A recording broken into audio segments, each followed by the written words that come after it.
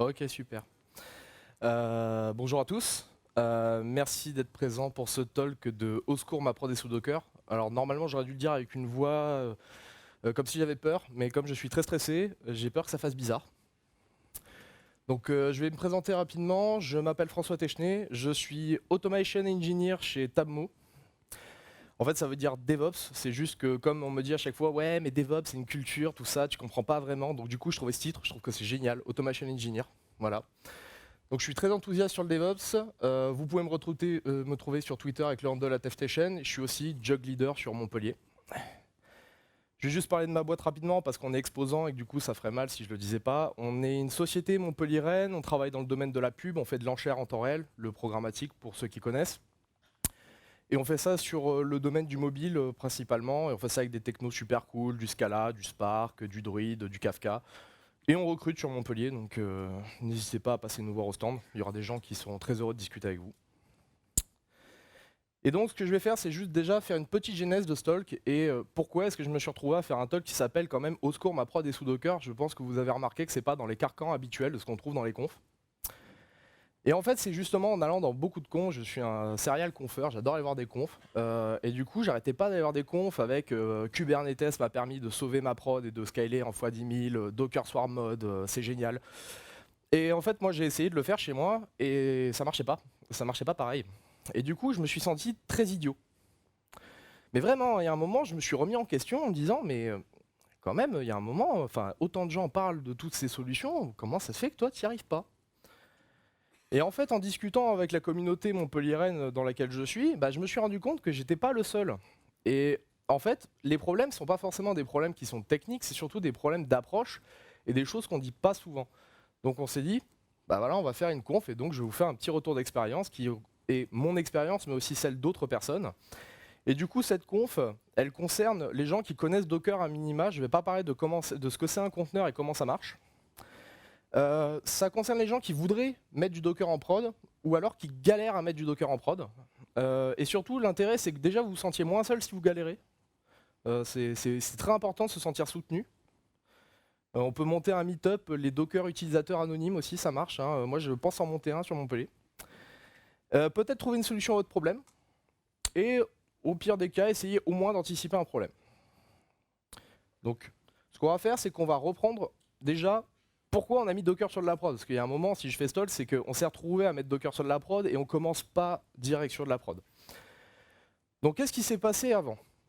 Alors déjà, Docker, c'est un outil qui est poussé par les devs. Moi, je suis un ancien dev, maintenant je fais du DevOps, mais à la base, j'ai été 5 ans développeur, Java, puis Clojure, je faisais du Python, etc. Et dans le mouvement de DevOps, vu que j'ai des CI, j'ai découvert Docker, j'en ai commencé à en faire il y a 3 ans. J'ai commencé à gérer des prods dessus il y a 1 an et demi. Et moi, quand j'ai commencé à faire Docker et quand je vois les autres devs, ça ressemble à ça. C'est des gens qui sont super contents, on s'amuse, on lance plein de conteneurs, plein d'images, on s'amuse à fournir ça à des gens à côté de nous. On automatise énormément, c'est un outil qui apporte énormément Docker au niveau de la dev. Puis généralement, on passe le cap suivant, qui est de partir sur la CI. Là, généralement, on montre ça aux intégrateurs. Regarde, on peut réussir à lancer des choses qu'on n'arrivait pas à lancer, ou alors il fallait des scripts qui mettaient 45 minutes pour setuper un slave. On le fait super vite. Et là, généralement, tout le monde est content. Donc là, on est encore dans un monde où tout va super bien, tout est super génial. Et quand on fait une petite analyse, quand on a fini par industrialiser tout ça, on se rend compte que, qu'est-ce qu'on a fait jusqu'à maintenant? On a fait de la dev, on a fait du tooling autour de Docker, on a fait du build, on a fait du test.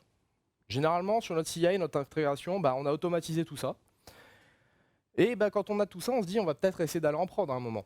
Et là, c'est le grand point d'interrogation, c'est comment on fait. Généralement, vous avez également des gens d'une autre équipe qu'on n'appellera pas les gens avec qu'on n'appellerait pas des ops par exemple, qui arrivent et qui vous font les mecs, la prod, c'est pas la même. Alors vous êtes chaud, vous avez fait de l'intégration, vous dites c'est pas un problème, je gère. Vous lancez votre premier truc sur Docker en prod et là, les ennuis commencent. 2 exemples. Un Docker, un conteneur qui n'arrête pas de redémarrer et je ne sais pas pourquoi. Il marchait très bien en dev, il marchait très bien en inté, il n'arrête pas de planter et il plante tellement vite que j'arrive même pas à savoir où il est et comment il s'appelait. Donc j'arrive pas à savoir ce qu'il plante. Ça c'est bien. Deuxième autre chose, un conteneur qui a planté, qui a redémarré sur un autre serveur Pas de bol, c'est celui où il y a ma base de données. Et en fait, j'ai quelque chose qui est en train de bouffer l'IO et qui est en train de vampiriser ma base de données. Ou alors, la très classique, vous avez mis un Redis, un Postgres, ce que vous voulez sur votre prod, c'était pour du test, hein, c'est quelque chose de non critique. Et vous avez toujours un collègue ou un manager qui vient vous demander pourquoi est-ce que la base n'a pas redémarré dans les 30 secondes suivantes avec les données quand le serveur a craché à côté. Quand vous mettez ça bout à bout, à la fin, vous vous rendez compte que votre première prod sous Docker, c'est ça en fait. Vous avez empilé des conteneurs, ça a commencé à tanguer et là, tout part à volo. Et là, vous vous rendez compte qu'en fait, jusqu'à maintenant, vous étiez en train de jouer avec Docker en fait. La production, c'est un autre univers, c'est autre chose. Vous découvrez qu'en fait, avant, vous avez réussi à automatiser des choses, mais vous avez complètement oublié certaines phases très importantes de l'utilisation de Docker que vous ne pouvez pas oublier en prod. Le premier exemple, c'est les applications. Qu'est-ce qui se passe quand on crée notre première application en prod sous Docker? Parce qu'on commence toujours par une petite app quelque part. Bah, on prend un serveur quelque part. Alors tous les noms de serveurs ont des noms d'invocation de Final Fantasy. Je ne mets pas de Pokémon parce que je trouve que c'est trop cliché. Voilà, c'était pour le dire. On installe un petit Docker démon dessus et on lance notre première appli. Donc là, vous avez votre super appli avec un nom super cool, avec des options, vous avez des variables d'environnement, des options de restart, bref, un truc qui fait 4 lignes de long. Et là, vous êtes super content, vous avez une appli en prod sous Docker. Voilà. Là, généralement, c'est le moment où on s'applaudit, on s'autocongratule. Et bien, le premier moment où une fois qu'on l'a fait tourner, hein, quelques jours, quelques mois des fois, et là, on se pose la question, ok, alors comment je vais l'upgrader? Ou alors, il est un peu léger en performance, comment je vais le scale? Et généralement, on se dit, bah ouais, mais en fait, ça, je le faisais pas avant. Je le faisais pas, en fait, comme je devrais le penser pour la prod, je me retrouve à être un peu bloqué. Et on a une désillusion. En fait, Docker en production, c'est pas seulement lancer des conteneurs sur des serveurs qui sont gérés par les ops, comme on le fait généralement sur de l'inté, sur du test et sur du dev. On se rend compte que c'est gérer tout le cycle de vie des conteneurs, ce qu'on ne faisait pas avant. Ce qui comprend les upgrades, la gestion des dépendances entre les conteneurs, les reprises sur erreur et le monitoring. Et en fait, quand on met tout ça, quand on se dit qu'on doit upgrader, quand votre prod sous Docker, vous réfléchissez, vous vous dites ok, mais en fait c'est pas très compliqué. Il suffit d'arrêter l'ancien conteneur, démarrer un nouveau conteneur, et quand le deuxième conteneur, le nouveau, est ok, je supprime les anciens. Mais en fait, si on met ça à l'échelle de toutes les applications, on se rend compte qu'on a souvent un changement de vision. Ce changement de vision, en fait, on peut le voir de manière très simple avec un petit schéma. C'est ceci est une prod, comme on fait généralement avant les conteneurs, quand on n'est pas sur un côté, un pass, quand on ne gère pas nos applis comme des services. On a un ensemble de machines. Chaque application est bien représentée, hein, on sait quels sont leurs types. On a une application manager qui est sur le serveur 1, et on a une application middleware qui est sur le serveur 2. Et on sait exactement où elles sont, comment elles vont se déployer, et quand on va les upgrader, on sait où on doit aller. On sait exactement où on doit aller. Alors que quand on pense conteneur, en fait, notre prod ressemble à ça. On a des types de services qui sont des conteneurs qui représentent le nombre d'instances de notre application. Et on en a un certain nombre et on ne pense qu'en service, on ne pense qu'en type d'applications qui sont gérées en tant que conteneurs. Et en fait, quelque part, ça peut être n'importe où. Et ça, c'est une vision qui nécessite de se dire, bah en fait, si typiquement j'ai besoin d'un fichier de configuration qui est sur le serveur, bah je ne peux pas l'avoir. Donc du coup, il faut que toute ma config soit gérée via des variables d'env, ou que je trouve un trick pour le gérer comme ça. Il faut bien que je trouve un moyen de récupérer toutes les logs. Et en fait, c'est des choses, quand on réfléchit dessus, on se rend compte que c'est des choses qu'on avait déjà demandées, mais à d'autres personnes que des devs. On leur avait demandé, en fait, c'est aux ops. C'est la philosophie, en fait, le changement de vision du pet versus cattle. Qui connaît le pet versus cattle, le problème du pet versus cattle? Ok, il n'y a pas de tout le monde. Alors du coup, je vais expliquer. Le pet, c'est votre animal de compagnie. C'est votre chat, votre chien, vous avez un petit nom, il s'appelle Fido, Félix, etc. Vous l'avez acheté à un moment, vous avez une histoire avec lui, et surtout quand il va pas bien, vous cherchez à l'amener chez le veto et à le soigner. Alors qu'en fait, du bétail, vous en fichez, vous le remplacez, vous vous attachez pas réellement à ça. Et en fait, on a déjà demandé aux ops de faire ça au niveau de leur serveur. Ça fait très longtemps qu'en fait, si vous réfléchissez à ce que vous demandez à vos providers de cloud public, c'est de vous fournir du bétail. Vous voulez pas avoir une instance. Quand vous avez un serveur qui marche pas, vous le détruisez, vous en reprenez un autre. Pareil, quand vous vous mettez à jour, bah, vous détruisez l'ancien serveur. Vous n'allez pas vous embêter à gérer toute la vie de votre infra. Et du coup, cette approche-là, le conteneur vous force à l'avoir au sein de votre application. Et là où je veux en venir avec tout ça, c'est qu'en fait, juste dockeriser une application, c'est pas suffisant. En fait, les conteneurs vous apportent une abstraction, une souplesse par rapport à votre système, mais ça reste une solution d'isolation de conteneur. Il faut que l'applicatif que vous mettez dedans soit pensé pour être géré comme un conteneur. Si jamais elle est pensée pour être gérée avec l'ancienne manière, bah vous allez vous retrouver bloqué. Vous n'allez pas pouvoir la scaler, vous n'allez pas pouvoir l'upgrader facilement, vous allez avoir des problèmes et c'est là où vous allez vous dire ah, j'ai un problème. Donc du coup, pour ça, il n'y a pas 36 solutions.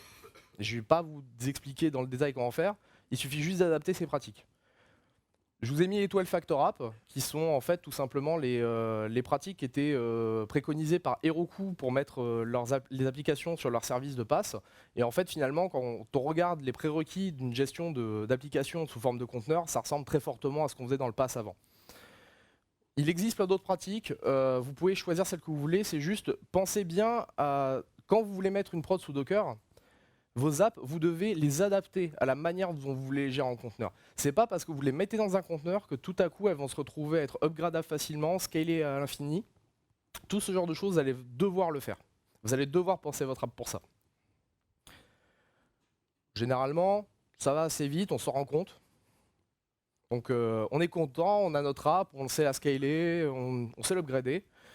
Mais bon, une app, on est d'accord que c'est pas suffisant. C'est pas une prod, une app. Donc du coup, on a besoin d'orchestration. Parce qu'en fait, ce qu'on veut, c'est quelque chose qui ressemble plus à ça.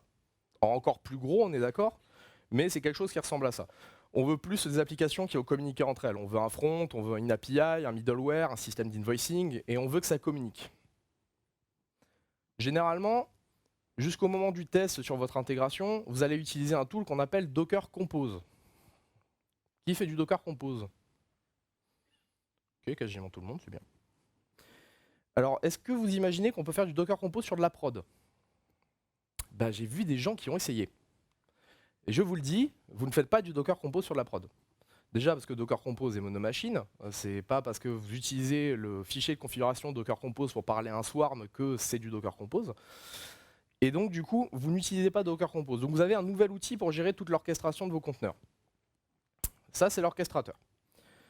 L'orchestrateur, c'est ni plus ni moins qu'un gros toolkit qui vous permet de gérer le déploiement tel que vous le voulez sur une vraie production à base de conteneurs, c'est-à-dire déploiement multinœud, gestion des réseaux de conteneurs, gestion des updates, gestion des stacks. Beaucoup trop de features. Et on a un choix qui est juste monstrueux. Parce que Docker, c'est hype. Et en fait, il y a énormément de choix possibles. Donc rien que là, on a Docker Swarm 2 fois. Parce qu'il y a l'ancien et le nouveau. Parce qu'il y a le mode Swarm qui est dans Docker depuis 1.12. Hein. Je ne sais pas ce qu'ils vont faire de l'ancien. Il y a Docker Cloud, c'est ancien Toutoum, c'est si vous voulez faire de l'orchestration faite par Docker, mais en mode SaaS. Vous avez Mesos qui sont en train de dire que finalement Docker ça les ennuie, donc ils vont refaire leur propre implémentation de runtime de conteneurs, donc il est censé sauter. Kubernetes, Rancher, Nomad, il y avait Fleet qui a été enlevé, enfin. Vous en connaissez plein, et généralement vous avez tous vu une conf, comparons les orchestrateurs les uns avec les autres. Alors effectivement, c'est un choix complexe de faire son choix d'orchestrateur. On doit faire très attention quand on le choisit. Là, généralement, les gens se tournent entre eux et disent ouais, mais le mec il enfonce des portes ouvertes. Oui, effectivement, mais en fait, c'est pas de la manière dont vous pensez. Et pour ça, je vais prendre un exemple très simple, c'est les réseaux de conteneurs et les liens entre les conteneurs. Dans votre système, comme je l'avais noté, on va avoir des liens entre les conteneurs. Ils sont censés communiquer.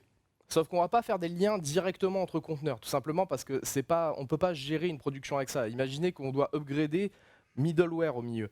Bah, API, il faut bien qu'on change le lien, donc du coup on ne peut pas vraiment attacher la liaison entre deux conteneurs réellement, c'est deux services qui vont communiquer entre eux.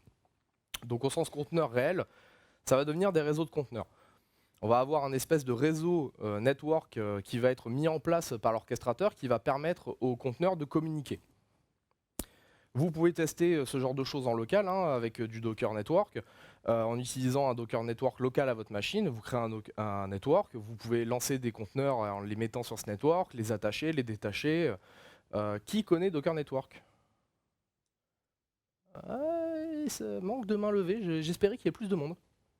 Bon, essayez ceux qui, vous allez voir, c'est très bien. Sauf que du coup, ça c'est en local. Ça marche sur le réseau de votre machine, etc. Comment votre orchestrateur fait pour gérer ça sur votre production qui contient X machines? Bah, la grande question, elle est là. C'est comment votre orchestrateur fait. Qui s'est déjà posé la question d'ailleurs de comment est-ce que un orchestrateur gère les réseaux de conteneurs? Ouais, quelques-uns. J'imagine que vous avez eu des problèmes réseau sur votre prod. Moi, je sais que c'est comme ça que je l'ai fait.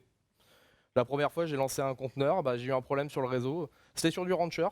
Et typiquement, en fait, c'est juste que je me suis rendu compte que je pensais que Rancher gérait le réseau d'une manière qui n'était pas vraie, en fait, qui n'était pas celle qu'il utilisait réellement, et donc j'avais fait quelque chose qui n'était pas compatible. Autre exemple, c'est les health checks. Le health check, qui savait qu'il y a du health check depuis Docker 1.12 à l'intérieur du conteneur? Effectivement. Donc on peut faire du health check à l'intérieur du conteneur depuis Docker 1.12. Je connais pas d'orchestrateur qui utilise cette feature actuellement.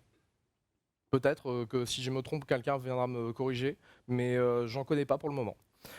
Et en fait, le problème que je veux pointer là-dessus, c'est que là, je suis en train de dire des trucs. C'est qu'en fait, vous savez qu'on vous a vendu un moto quand on faisait du Docker. C'est que vous allez pouvoir tester la même application du dev jusqu'à la prod. C'est ce qu'on vous a vendu normalement. Et bien en fait, c'est vrai. Vous allez pouvoir tester le même binaire applicatif de votre dev jusqu'à votre prod. Mais vous n'allez pas pouvoir tester les interconnexions entre vos conteneurs de la même manière entre votre dev et votre prod. Et ça change énormément de choses. Parce que finalement, quand vous allez devoir gérer une prod, vous devez maîtriser ce qui se passe au sein des interconnexions de conteneurs. Parce que finalement, rien que sur des prods actuels qui ne sont pas des prods à base de conteneurs, on peut avoir des problèmes dans le code qu'on livre. Mais la plupart des problèmes qu'on a, c'est les problèmes d'interconnexion. C'est les problématiques qui sont autour de l'application. Et ça ne changera pas en utilisant un conteneur. Donc du coup, c'est très important quand on fait un choix d'orchestrateur de se dire, ok, il y a des features, on doit choisir un orchestrateur par rapport aux features. Par contre, quand on a fait le choix de cet orchestrateur, il est assez important de se pencher dessus et d'analyser comment il marche en interne pour pouvoir savoir exactement ce qu'on doit faire sur notre prod s'il y a un problème et comment on doit l'utiliser. En gros, on ne va pas essayer de faire rentrer un carré dans un rond. Donc généralement, on s'y fait quand même, hein, parce que bon, c'est les réseaux de conteneurs, etc. On n'est pas obligé de maîtriser toute la couche réseau, on finit par comprendre. Donc on a quelque chose qui ressemble à ça, on a des communications. C'est joli, hein, il y a quelque chose, mais moi il me manque quelque chose généralement pour que ce soit un truc qui ressemble à ma vie pratique. C'est les volumes, les données. C'est un peu ennuyeux parce que là je préfère. On a besoin d'avoir des bases de données et de l'état dans nos conteneurs. Alors, on est tous d'accord qu'un conteneur, par nature, est censé être stateless. Il est censé être complètement immutable, on est censé pas avoir de données à l'intérieur. Sauf que dans la vie réelle, on a toujours cette problématique de devoir gérer de la donnée. Tout simplement que ce soit parce que vous voulez mettre une base de données dans un conteneur, mais même, généralement, vous pouvez avoir des applications qui se retrouvent à mettre des choses sur le file system et qui veulent les réutiliser. C'est pas parce que vous upgradez une application que ça veut dire que tout ce qu'il y a sur votre file system doit forcément disparaître. Ça devrait être le cas, mais c'est pas tout le temps le cas. Donc du coup, comment on fait pour gérer ça avec du Docker? On fait des volumes. Donc, ce qu'on va faire, c'est qu'on va déjà revoir comment ça marche au sein de votre machine en local pour essayer de comprendre quel est le problème au niveau de la production. Donc un volume, qu'est-ce qui se passe? Imaginons que nous avons une image, on part d'une Alpine, on déclare deux volumes, /data, /backup, et derrière on fait quelque chose. On va leur dire qu'on lance une application Java par exemple. Si jamais vous lancez un conteneur qui correspond à cette image, au sein de votre machine, vous allez avoir un conteneur qui va se créer, géré par Docker, et vous allez avoir dans /var libdocker, si vous faites storage driver qui va bien, par défaut on va dire que c'est du AUFS là, vous allez avoir une zone qui est pour votre conteneur, qui a son ID, et deux volumes qui sont créés, qui correspondent en fait chacun à l'instruction volume que vous avez définie, c'est-à-dire que votre conteneur, quand il démarre, il est censé avoir deux volumes, donc Docker va les créer pour vous. Donc du coup, c'est bien, on a bien les données qui sont en dehors de notre conteneur. Donc si on redémarre un conteneur, typiquement, on va garder l'info. Sauf qu'on a un petit problème avec cette technique, c'est comme les volumes sont créés automatiquement, si on détruit le conteneur, en fait, on a beau ne pas détruire les volumes, on a un ID généré, donc le trouver, c'est très difficile. Donc du coup, pendant un certain moment, quand on faisait de la prod sur du Docker, il y avait beaucoup de gens qui nous disaient « faites des data conteneurs ». Le data conteneur, le concept est assez simple. En fait, c'est de prendre la logique du volume, qui existe pour le conteneur qu'on vient de voir, sauf qu'en fait, on va triquer le système. On va lancer un conteneur qui définit les volumes dont on a besoin, et on va utiliser un deuxième conteneur qui va utiliser les volumes du premier. Pourquoi? En fait, on se retrouve avec deux conteneurs, nos deux volumes, sauf qu'en fait, les volumes ne sont plus liés à notre conteneur applicatif, ils sont liés à un conteneur de données qui ne sert à rien, qui en fait ne sert juste qu'à faire pointeur vers ces fameuses données. Donc du coup, si on détruit notre conteneur applicatif, on peut très bien relancer un nouveau en réutilisant le même conteneur de données pour garder toutes ces informations.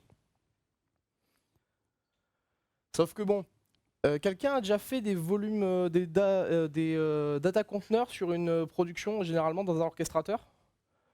Est-ce que ça vous est jamais arrivé de faire ça? Parce que généralement, votre conteneur qui sert à faire de la data, il sert à rien. Donc des fois, il s'arrête et vous vous retrouvez à avoir un service qui est rouge. Parce qu'en fait, vous avez un service dans lequel vous avez un conteneur qui est stoppé. Sauf que c'est normal qu'il soit stoppé.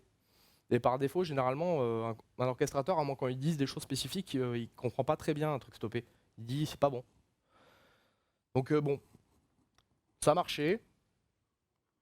On a fini par avoir des volumes managés, ce qui est quand même mieux. C'est-à-dire qu'on peut faire des créations de volumes directement dans Docker. On crée deux volumes, on les map directement. Qu'est-ce qui se passe? Docker crée le conteneur, il a créé deux volumes quand tu lui as demandé. Et en fait, si on inspecte le conteneur, on voit qu'en fait, on a les volumes qui ont été créés par les instructions Docker volume qui sont montés au sein de notre conteneur. Donc là, déjà, c'est bien. On a géré le problème des cycles de vie, c'est-à-dire que déjà, on a réussi à décorréler notre application de ces données. Donc déjà, on n'est pas très loin de notre solution. Maintenant, le vrai problème qu'on a sur de la prod, parce que ça marche très bien en local, c'est le problème de la distribution. Ces données, vous avez réussi à les backuper, vous avez réussi à avoir un cycle de vie indépendant entre vos données et vos conteneurs. Sauf que ces données, on est d'accord sur votre production, vous voulez que si votre machine s'arrête, quand votre conteneur redémarre sur une autre machine, elle ait gardé les mêmes données. Donc du coup, comment faire pour que les données en fait, soient répliquées entre plusieurs machines? La première solution possible, c'est une solution applicative. Si vous utilisez un outil qui a dans son nom réplication, sharding, clustering ou dans sa doc, c'est bon. Le problème est à peu près résolu. Après, bon, c'est peut-être embêtant à configurer, mais au moins vous avez une solution applicative à votre problème.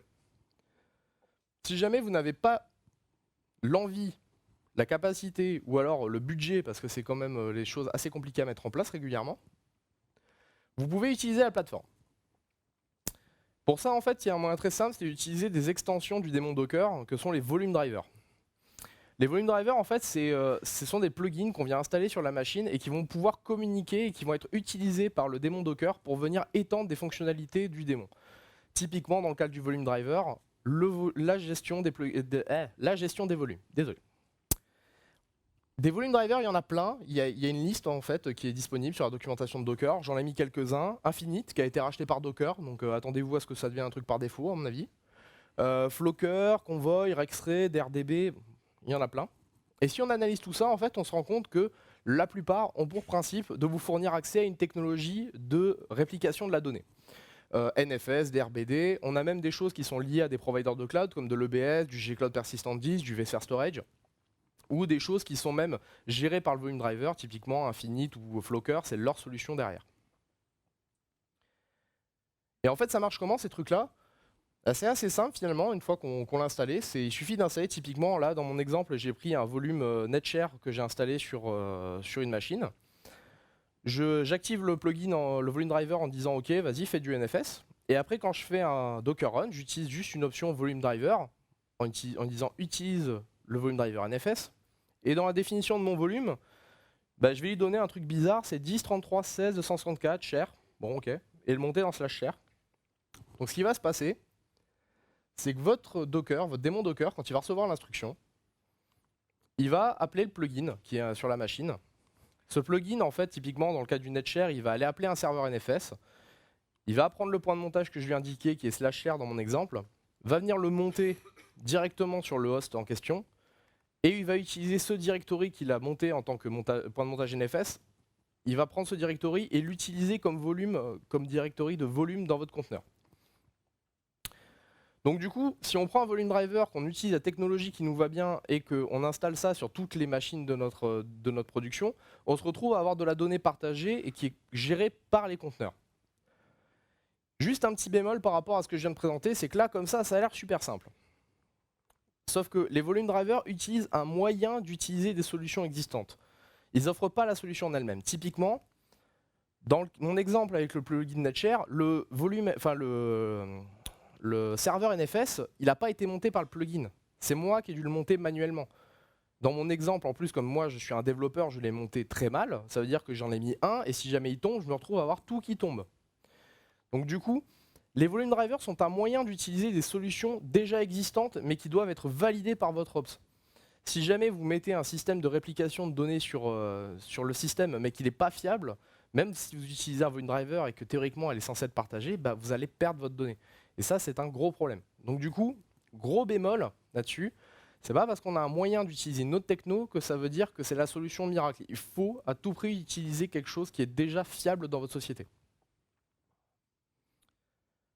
Donc du coup, si on a quelque chose, on a des ops qui sont bons, on se retrouve à avoir un système de storage partagé, on peut l'utiliser, on a réussi à peu près à gérer nos données dans notre système. Donc on a quelque chose qui commence à ressembler à de la prod, une vraie prod je veux dire. Mais il y a souvent quelque chose qui nous embête régulièrement, c'est que ça tourne, on le fait tourner pendant un mois ou deux, et généralement on se pose une question, c'est le monitoring. Parce qu'en fait on a ce système là, mais qu'est-ce qui nous dit que tout marche très bien à l'intérieur ? Est-ce que ça vous a déjà arrivé d'avoir une application dans un conteneur Docker qui soit morte en fait ? D'avoir un espèce de zombie en train de tourner, qui fasse rien. Ça arrive, moi ça m'arrive souvent. Et du coup, bah, c'est pas parce qu'un conteneur est up dans votre orchestrateur et qu'il est marqué avec un joli bouton vert que ça veut dire qu'il est vraiment up and running. Donc du coup, comment est-ce qu'on peut savoir ça ? Bah, on va aller voir les logs. Donc du coup, on va faire un Docker log. Alors soit en se connectant à SSH sur la machine, soit en exportant la variable d'environnement pour avoir notre CLI local qui communique avec l'host remote. Sauf que si jamais mon middleware, je l'ai scalé en 2 fois, bah, je vais devoir le faire 2 fois. 3 fois, 4 fois, 5 fois. Il y a un moment où vraiment on a l'impression de jouer à Bip Bip et le coyote, quoi, et c'est vous le coyote, quoi. Les logs, elles sont partout, vous n'arrivez pas à les trouver. Donc du coup, on se retrouve toujours à se demander, ok, comment je peux faire pour récupérer ça ? Bah ok, ça marche comment les logs ? Les logs, c'est assez simple. Vous avez une CLI qui communique avec un démon Docker via une socket. Vous avez des conteneurs en train de tourner dans l'espace qui sont gérés par Docker. Et chacun de vos conteneurs a des sorties standards et des sorties d'erreur. Enfin, une sortie standard et une sortie d'erreur. Ce qui se passe, c'est qu'en fait, ces sorties, elles sont envoyées dans un fichier. Un fichier qui est contenu dans var lib docker container id-json.log. Si jamais vous voulez aller les voir directement sans faire docker logs, voilà, c'est là par défaut. Sauf que, ok, on a réussi à récupérer ces informations, très bien. On a un conteneur, on va récupérer ces logs automatiquement, hein, on va faire des beaux scripts qui vont les chercher ou qui vont les envoyer quelque part. Donc on a des choses qui ressemblent à ça. On va les process. C'est bien. C'est quoi ? Automatiquement, j'ai comme un petit problème parce que l'ID de mon conteneur, on est d'accord qu'on va gérer toujours nos conteneurs comme du bétail. Je ne vais pas l'avoir flagué avec un joli nom forcément et avec un moyen de vraiment savoir que ah oui, c'est mon instance numéro 1 du middleware. On a récupéré de la log. Ok, c'est quoi ? Donc du coup, on se rend compte qu'en fait, il nous faut une deuxième information. C'est de la métadonnée pour du monitoring. C'est-à-dire qu'en fait, on veut typiquement avoir la log. Sauf que ce qu'on veut aussi, c'est avoir les informations du conteneur qui sont en train de le faire tourner et sur lequel on a récupéré ces logs. On veut typiquement avoir son nom, on veut savoir quelle image il est en train de faire tourner, la version, quel stack on est en train de faire tourner, quel service il correspond sur notre orchestrateur. Bref, ce qu'on veut en fait, c'est récupérer des informations, des métadonnées supplémentaires par rapport à ce qu'on veut monitorer. Et donc le problème, il est comment est-ce que je peux faire pour récupérer ces deux choses de manière automatisée ? Bah, la première solution, elle est encore applicative.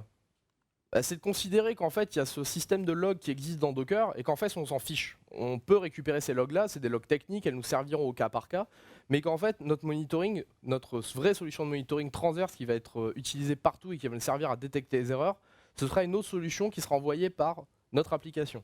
Typiquement, une appli Java avec un logback, un appender console standard et un deuxième appender vers un système extérieur, une stack ELK, un log entries, un logmatic, bref. Quelque chose qui vous permet de vérifier ce qui se passe, dans lequel vous allez envoyer également des informations en plus, comme bah, comment je m'appelle, c'est quoi mon type de service, c'est quoi ma version. Sauf qu'il y a des moments où on ne peut pas vraiment toujours le faire. Sur l'application, c'est très pratique, mais il y a des choses sur lesquelles on n'a pas vraiment la main. Donc du coup, en fait, on a un moyen de passer par la plateforme. En fait, quand j'ai fait le schéma tout à l'heure, j'ai un peu menti. C'est qu'en fait, c'est pas un fichier JSON parce que c'est pas un fichier de log JSON parce que c'est comme ça et que c'est marqué dans le marbre. C'est tout simplement qu'il y a autre chose que les volume drivers, il y a les logging drivers et que par défaut, celui qui est utilisé au sein des conteneurs, c'est le JSON file. Sauf que des logging drivers, c'est comme des volume drivers. Il y en a plein. On peut faire du JSON file, on peut envoyer en fait les logs dans du syslog, on peut faire il y a des choses comme gel, fluentd, on peut envoyer ça dans du AWS log si on veut. Donc on a, comme les volumes, en fait, on a le moyen d'envoyer en fait toutes les sorties de nos conteneurs vers quelque chose qui nous permettrait de les monitorer, en ayant de l'information supplémentaire en plus. Sauf que là, on se heurte à un petit problème, c'est l'unicité des login drivers. Alors, actuellement, les conteneurs ne peuvent avoir qu'un seul et unique login driver. Il y a une issue chez Docker pour demander à ce qu'on puisse en mettre plusieurs, mais actuellement, on ne peut en mettre qu'un. Et on a un gros souci, c'est que l'orchestrateur veut choisir. Pourquoi? Tout simplement parce que l'orchestrateur, un de ses boulots, une des features standards que vous attendez d'un orchestrateur, c'est que quand vous gérez votre prod avec votre orchestrateur, vous puissiez voir toutes les logs de tous les conteneurs en train de tourner. Donc du coup, il faut que lui, il sache ce qui se passe exactement.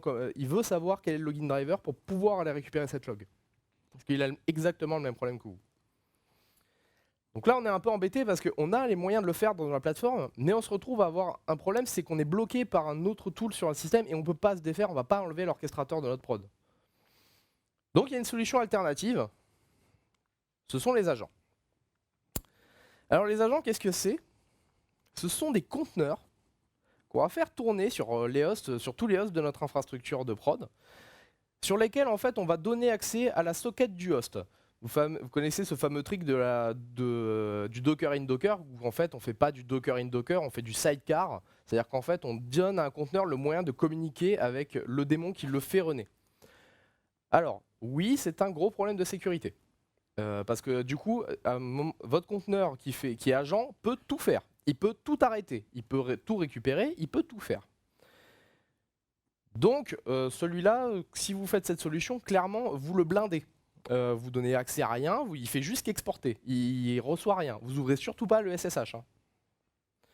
Et qu'est-ce qu'il va faire cet agent? Tout simplement, dans le cas d'un login agent, il va dire au démon, ok, envoie-moi en fait toutes les logs de tous les autres conteneurs.